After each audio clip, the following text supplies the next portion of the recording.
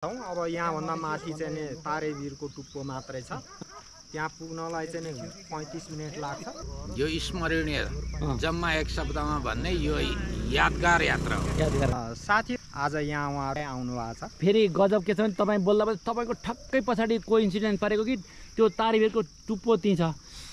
छोड्नु साथ नछोड्नु भन्छ नि, त्यो भित्र पर्छौँ। तारेभिर काठमाडौँको डाउनटाउनबाट नजिक रहेको स्वर्गीय आनन्द दिने स्थान रहेछ।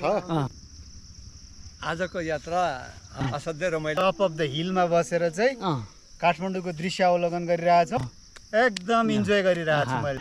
हेलो। तर कस्तो हुँदो रहेछ भने एक्लै आउँदा भन्दा मैले पृथक अनुभव गरेँ।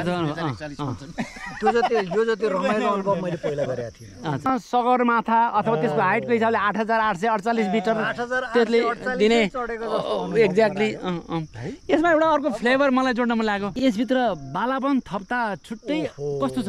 ओहो, यो भित्र बालापन थपियो भने त नि अझ सुनमा सुगन्ध हुन्छ। यस्तो रमाइलो गर्ने मौका मैले पहिला पाएको थिएँ।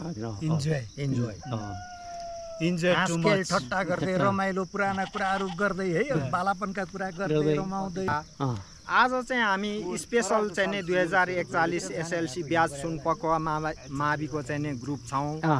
यो बेग्लै यसको चाहिँ नि टेस्ट छ, त्यो अनुपम छ। रमेशजी, लाइफमा यसलाई कसरी रमाइलो लान्छ होला जसलाई तपाईँ? अब सबैभन्दा रमाइलो त आत्मसन्तुष्टि हो। यही साथीहरूको सङ्गतबाट यस्तै यात्रा गर्न पायौँ भने यसैलाई चाहिँ बाँकी जीवन समर्पण गर्न सकिन्छ। जीवन एक यात्रा पनि ओहो, जीवन एक यात्रा पनि हो।